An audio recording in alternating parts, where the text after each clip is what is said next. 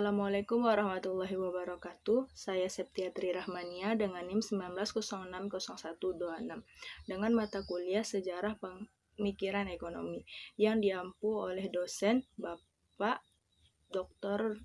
Alphonse Satrianto, SEME. Yang pertama yaitu persoalan ekonomi. Pada awal peradaban manusia, kebutuhan manusia sangat terbatas dan bersifat sederhana. Namun seiring berkembangnya zaman, tingkat peradaban pun meningkat dan makin banyak pula kebutuhan manusia. Di sisi lain, alat pemuas kebutuhan manusia pun sangat terbatas dan ketidakseimbangan tersebut menyebabkan diperlukannya sebuah ilmu yang disebut dengan ilmu ekonomi. Beberapa persoalan pokok yang dapat dibahas dan dipecahkan oleh ilmu ekonomi di antaranya yaitu bagaimana mengkombinasikan sumber daya alam yang dihasilkan untuk menciptakan barang dan jasa untuk memenuhi kebutuhan. Lalu apa dan berapa banyak barang yang dihasilkan untuk memenuhi kebutuhan. Dan bagaimana pula nantinya mendistribusikan barang dan jasa kepada masyarakat yang membutuhkan. Yang kedua yaitu batasan. Ekonomi berasal dari bahasa Yunani yaitu oikos dan nomos. Oikos berarti rumah tangga dan nomos yaitu aturan, kaidah atau pengelolaan. Jadi ekonomi dapat diartikan sebagai kaidah-kaidah, aturan-aturan atau cara pengelolaan suatu rumah tangga. Manusia hidup dalam suatu masyarakat yang secara keseluruhan membentuk sistem. Sistem ekonomi adalah interaksi dari unit-unit yang kecil ke dalam unit-unit ekonomi yang besar dalam suatu wilayah.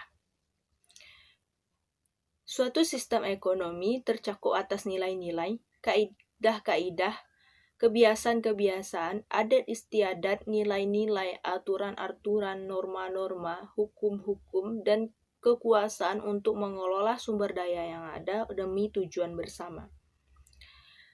Sistem perekonomian dianut oleh negara-negara, oleh suatu bangsa di dunia ini tergantung dari ajaran-ajaran atau kebiasaan-kebiasaan atau nilai-nilai yang ada dalam masyarakat. Seperti contohnya di Indonesia, perekonomian mengambil prinsip dengan sistem perekonomian campuran atau disebut dengan demokrasi. Hal itu tergantung dalam nilai-nilai atau kebiasaan Indonesia yang beragam dan diambil dari dalam Pancasila yang terdiri dari 5 sila yang salah satunya yaitu keberagaman yang ada.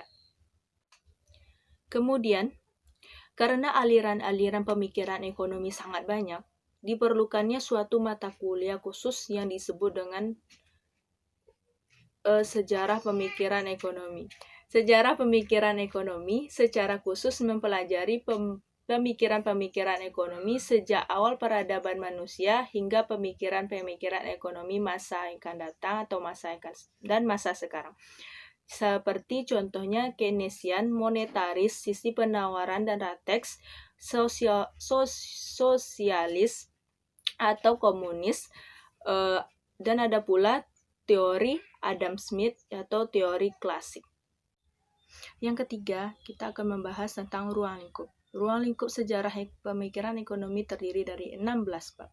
Bab pertama yaitu bab pendahuluan. Bab pendahuluan itu terdiri dari persoalan ekonomi, batasan ilmu ekonomi, sistem ekonomi, dan sejarah pemikiran ekonomi, ruang lingkup, serta manfaat.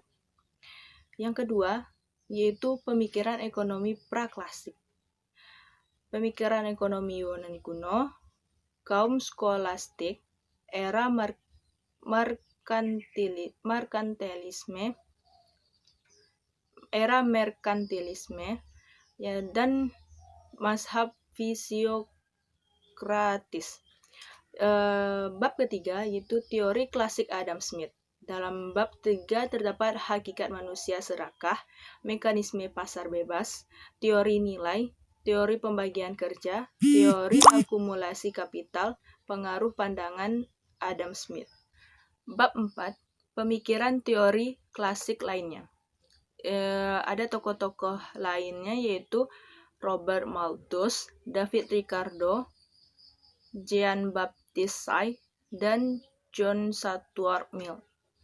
Bab 5 yaitu sosialisme sebelum Marx.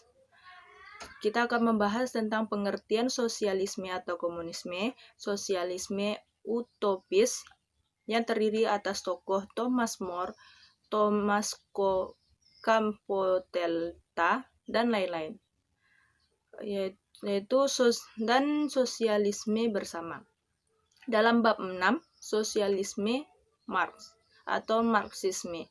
Kita akan membahas tentang kecaman Marx terhadap kapitalis, teori pertentangan kelas, teori surplus value, dan penindasan buruk, dialektika materialisme historis, fase-fase perkembangan masyarakat, serta perbedaan sosialisme dan komunisme menurut Marx. Bab ke-7 yaitu pembahasan Marx. Dalam bab ke-7 kita akan membahas latar belakang, Leninisme, revisionisme, dan aliran kiri bebas. Dan aliran kiri baru. Bab 8 kita akan membahas mazhab neoklasik, pendekatan marginal, mazhab Austria, mazhab Lausanne, mazhab Cambridge, perbandingan monopoli dan pasar tidak sempurna, serta games teori dan informasi asimetris. Bab 9 kita akan membahas tentang aliran sejarah atau historis, yaitu serangan terhadap metode klasik, tokoh-tokoh aliran sejarah yang terdiri dari Friedrich List, Bruno Hilbert, dan lain-lainnya. Yang ke-10 yaitu aliran institusional. Dengan tokohnya Thorstein Veblen, motivasi konsumen, dan perilaku pengusaha, serta tokoh-tokoh institusional lainnya. Bab 11 kita akan membahas tentang pemikiran-pemikiran Keynes yang dengan bahasan karya-karya Keynes, kritikan Keynes terhadap teori klasik, peranan pemerintah dalam perekonomian. Bab 12 yaitu tentang neo-Keynesian dan pasca Keynes. Dalam bab 11 kita akan mempelajari tokoh-tokoh Keynesian, teori gelombang perusahaan, teori pertumbuhan dan pembangunan, serta kebijakan fiskal dan moneter. Bab 13 kita akan membahas tentang aliran monetaris dengan kritikan terhadap kebijaksanaan intervensi Keynesian, pokok-pokok pikiran aliran monetaris, tokoh-tokoh aliran monetaris, perbedaan monetaris Keynesian, serta perhatian terhadap ekonomi mikro. Bab 14 kita akan mempelajari aliran sisi penawaran.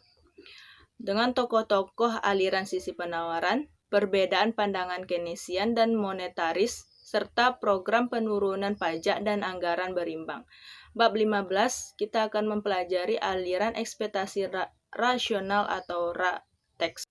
Pada bab 16 kita akan menyimpulkan dari bab pertama sampai bab 15 secara deskriptif untuk memecah masalah perekonomian Indonesia dan mengambil kesimpulan teori apakah yang cocok untuk memecahkan masalah perekonomian di Indonesia, baik itu secara teoritis. Yang terakhir yaitu saya akan menjelaskan tentang manfaat mempelajari sejarah pemikiran ekonomi. Yang pertama yaitu mengetahui teori-teori yang digunakan dalam menghadapi masalah-masalah ekonomi tertentu. Yang kedua, kebaikan dan kelemahan dari tiap pendekatan yang digunakan. Yang ketiga, mengambil keputusan dalam menghadapi masalah-masalah ekonomi yang dihadapi dalam negeri, baik itu masa yang akan datang maupun masa sekarang.